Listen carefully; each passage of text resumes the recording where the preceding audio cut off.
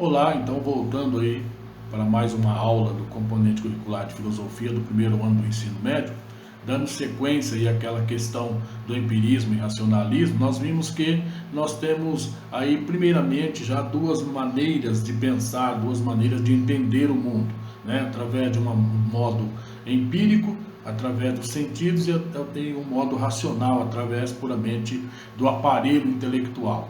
E isso daí se reflete também no modo como nós construímos os nossos textos, como nós escrevemos. Então, se nós formos escrever de uma forma mais empírica, o nosso texto vai assumir um aspecto, né, uma cara mais emocional, uma cara que visa lidar mais com as nossas emoções e com as nossas sensibilidades. Se nós formos escrever de uma forma racional, o nosso texto ele será mais científico, ele será mais pautado na análise realmente de dados, né? Então, vamos observar como isso pode acontecer dentro da filosofia. Vamos lá. Das diferentes formas de se entender e contar histórias. Há diferentes formas de abordar um tema ou assunto. Ao perceber as diferentes características de textos, podemos ponderar sobre a possível intenção do autor, o público para o qual possivelmente se destina e o momento em que o texto foi redigido. Este exercício pode ser relevante para, posteriormente, pensar os textos filosóficos que se apresentam em diferentes registros. Então, nós vemos aí que nós temos aí possibilidades diversas, né, na hora de construir um texto. O texto ele pode ter aí uma clara intenção do autor, né, pode manifestar essa clara intenção do autor, como ele pode ser um texto que nos leva a divagar, a sonhar, a pensar, a ter alguma ideia, né, que o autor queira que nós tenhamos junto com ele.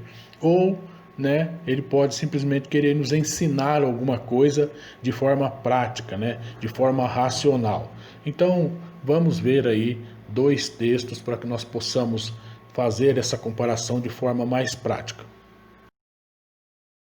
Hércules e o leão de Nemeia.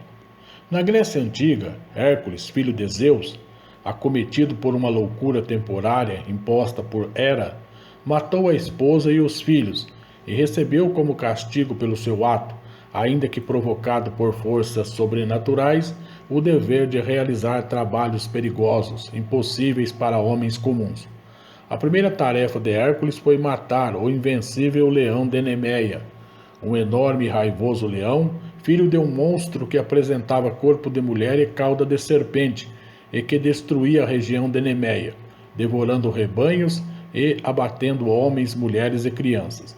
Na realização da sua tarefa, Hércules tentou atingir o animal com flechas e outras armas, sem sucesso, pois a pele do leão era impenetrável. Diante desta constatação, Hércules pensou em como derrotar aquele leão extraordinário e considerou que o melhor seria atacar de forma a sufocá-lo. Hércules saiu vitorioso na luta com o leão e, depois do seu sucesso, esfolou o leão e retirou a cabeça e a sua pele invulnerável. A pele e a cabeça do leão morto tornaram-se a armadura de Hércules e passaram então a simbolizar sua força e astúcia. Para celebrar o sucesso do filho na tarefa, Zeus colocou o leão nos céus como uma das constelações, sendo esta constelação uma das mais brilhantes. A luta entre Hércules e o leão de Nemeia foi representada em inúmeras obras de arte, mostrando o herói desarmado e atracado com o leão num ato de extrema bravura. A constelação de Leão e a estrela de Antimônio. Ao descobrir a força gravitacional como uma lei universal, Newton assemelhou a força de atração entre a Terra e a maçã e a força que mantém a Lua ao redor da Terra. Ou seja, uma lei universal deve valer para eventos em pequena escala e para a escala cósmica. Outro exemplo dessa transferência do mundo de pequena escala para o mundo de escala cósmica é o da estrela de Antimônio. O antimônio, cujo símbolo na tabela periódica é Sb, é um semimetal naturalmente encontrado ligado ao enxofre. Para isolar o antimônio, utiliza-se calor para provocar a reação, do referido sulfeto com o ferro, cujo símbolo na tabela periódica é Fe. Os cristais de antimônio resultantes na reação são finos e longos e muitas vezes se arranjam em volta de um ponto, adquirindo a aparência de uma estrela. Para Newton, as linhas radiais em torno de um ponto sugeriam uma convergência para o centro, e em 1669 ele teria associado essa convergência às forças de atração. Newton achou a estrela de antimônio parecida com uma estrela que fica no centro da constelação de Leão, e por isso adotou o leão como símbolo alquímico do antimônio. Assim, a ideia de atração sugerida pelos raios convergentes da estrela de antimônio foi transferida aos céus, não apenas por semelhança com a estrela da constelação de Leão, mas também pelas ideias de força atrativa. Nós vimos aí que no texto de Hércules nós temos aí toda aquela situação de mitologia montada para nos passar um ensinamento, ou seja, para que nós possamos produzir um ato de extrema bravura, para que nós possamos ter coragem diante das dificuldades da vida, nós temos que usar aí de uma certa estratégia, nós temos que ter aí uma mente fria, calculista, para poder encarar o inimigo e vencer como ele venceu o terrível leão de Nemeia. Então, nós vemos aí que é preciso usar os sentidos, estar atento, perceber como é o inimigo para poder derrotá-lo e conseguir sucesso. Já no texto de Newton, nós vemos que ele usa aí praticamente o seu conhecimento científico, né, louvável e extraordinário, e analisa o antimônio e o seu poder, né, de estar ligado aí a um ponto de atração, o que converge então para o centro, né? Então Newton vai então se encantar com a forma com que o antimônio assume de parecer aí ligado ao centro e criar os cristais que formam uma pequena estrela, e vai associá-lo, cara, por seu conhecimento.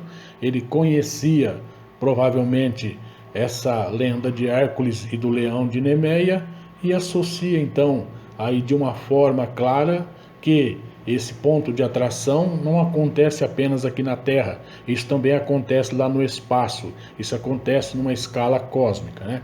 Então Newton busca passar essa ideia através de um mito, como naquele momento ele não poderia fazer esse cálculo exato da estrela, ele usa de uma mitologia para passar essa ideia de que isso que está acontecendo aqui na Terra deve acontecer também de forma ordenada em todo o cosmos, né? Então, identifica aí as características dos textos apresentados, as semelhanças e diferenças, segundo aí a sua percepção. Em seguida, aí pegue uma folha do seu caderno e redija aí nela um texto, faça uma pequena redação, considerando, apesar das diferenças, o que os textos podem ter em comum. Então, o que, segundo a sua opinião, aproxima esses dois textos, né? Procure refletir aí, procure colocar os seus argumentos a partir do texto, né? Então utilize aí frases do texto para sustentar o seu argumento, para dizer, olha, eu acho que os textos têm em comum isso, porque esse texto diz isso, esse outro texto também diz isso, né? Então é assim que você deve fazer, utilizar os recursos dos dois textos apresentados. Então, vídeo, desenho, música, paródia, poesia, história em quadrinho, etc. Então, a filosofia tem história? Indique elementos capazes de justificar a sua resposta. Qual o período compreendido pela filosofia contemporânea? Indique 3 grandes questões desafiadoras para o pensamento filosófico contemporâneo. Então, você vai, depois que fizer essa redação na folha avulsa sobre os textos, você vai pesquisar, né?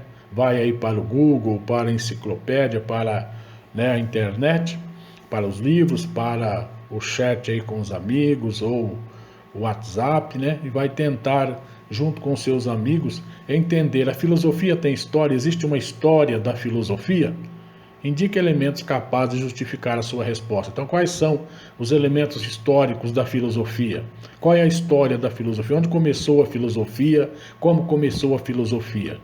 Então, qual o período compreendido pela filosofia contemporânea? Então, a filosofia ela é compreendida em diversos períodos. Existe um período que chama filosofia contemporânea. Então, eu quero que você pesquise esse período e indique 3 grandes questões desafiadoras, ou seja, 3 grandes pensadores, 3 grandes filósofos aí que pensaram situações diferentes dentro da filosofia contemporânea. Então, boa pesquisa para você, anote aí no seu caderno e até a próxima aula.